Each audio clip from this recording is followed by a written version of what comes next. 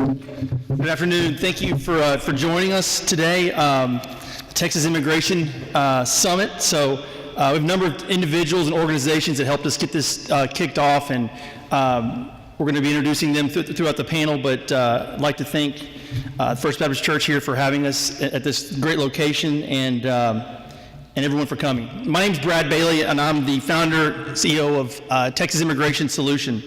Ali Noorani and myself of the National Immigration Forum are pleased for you to join us today to discuss this important issue. With Texas being a conservative border state, we believe Texas is a great place to start to talking about our nation's broken immigration policy.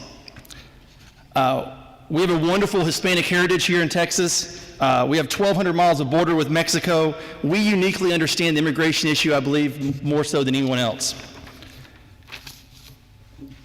Let me give you an example of why I got involved in this. I have an employee named O.L. Hernandez. O.L.'s from Mexico and came over in 1984 to America with his wife.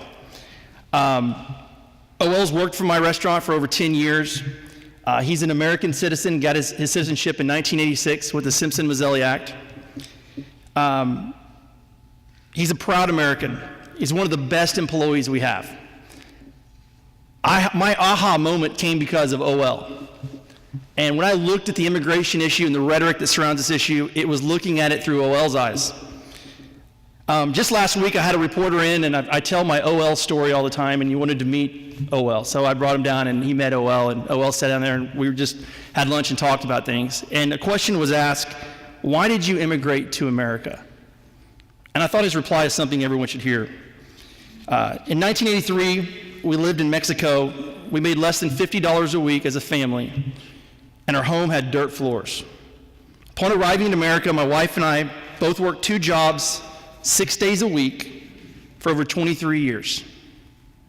We never complained about working hard. We were grateful for the opportunity to have a job and a paycheck. Today, we own our own home in a safe neighborhood. Our daughters go to great public schools and will have a high school diploma, which is the first in their whole family. They are applying for colleges right now. Becoming an American citizen gave my family and I the ability to accomplish the hopes and dreams and gave us more opportunities than we could ever imagine. That's O.L. Hernandez's statement on immigration. It was an amazing moment for me. It just kind of really woke me up and kind of reinvigorated me on this fight. As I said, I look at this issue through O.L.'s eyes. I've also seen the rhetoric and the hatred language that surrounds the immigration issue. The harsh and intolerable rhetoric has hindered any chance for us to really solve this long overdue problem. During the 2011 Republican Party presidential debates, when our Governor Perry, was being attacked on Texas immigration policy that was approved by many people up the street here, unanimously, I hit my boiling point. It became obvious to me that something had to be done, that the rhetoric and complaining about the problem had overtaken solving the problem. So I rolled up my sleeves and I got to work.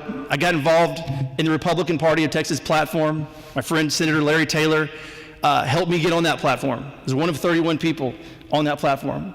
We did a 180-degree difference on our immigration platform last June, before we lost the election. It was overwhelmingly supported by the 8,000 delegates there. Then we took our message to the Republican National Committee, and we started talking about, here's what we're doing in Texas, and here's how we're addressing this problem.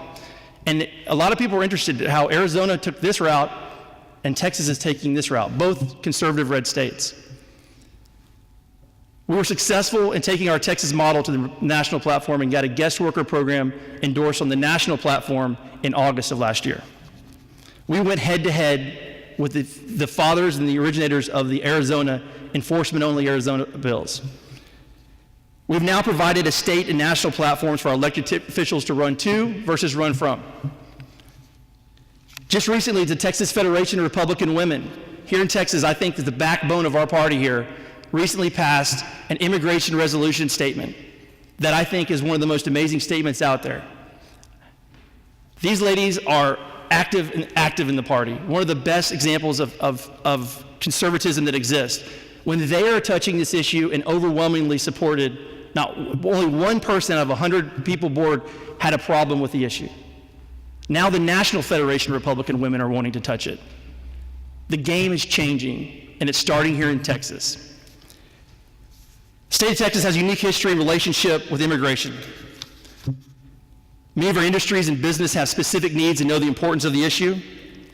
Our families and communities, our churches have unique ties that can bridge the gap on this issue.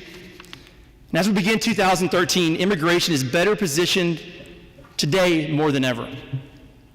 It will not be an easy test. The United States Senate and the United States House of Representatives have started the process, but I believe the real movement and push will come from the great state of Texas. I believe that we can land on our businesses and the urgent need for skilled and unskilled workers, the benefits of immigration reform, our faith communities who take immigration through a unique lens that brings us closer together, our law enforcement community, who I believe in Texas have better solutions than I think the federal government does. They know their backyard better than the federal government does. We believe Texas plays a key role in providing solutions to Congress, and our voice needs to be heard, and today that we're doing that.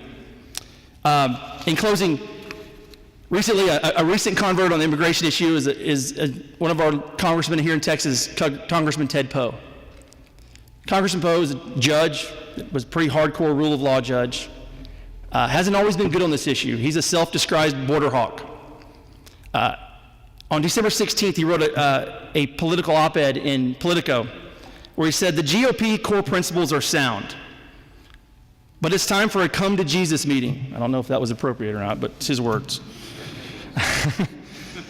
"There's a perception among many Americans that the GOP tries to exclude certain groups, such as Hispanics. Those days are over. We are the party of we the people, by the people, for the people. But we must work much harder to embrace a more publicly open-minded approach so that we are not we the few.